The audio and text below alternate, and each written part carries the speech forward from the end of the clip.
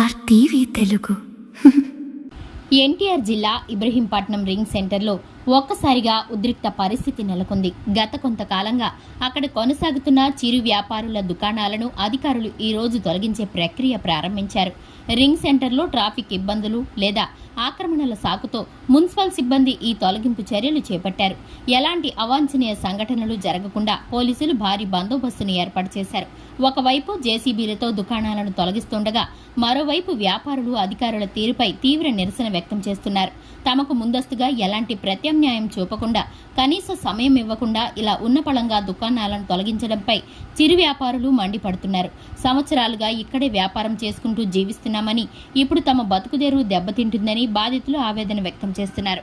ప్రస్తుతం అక్కడ భారీగా పోలీసులు మోహరించడంతో పరిస్థితి ఉత్కంఠభరితంగా మారింది. వ్యాపారుల ఆందోళనతో రింగ్ సెంటర్ పరిసరాల్లో ట్రాఫిక్ స్తంభించిపోయింది.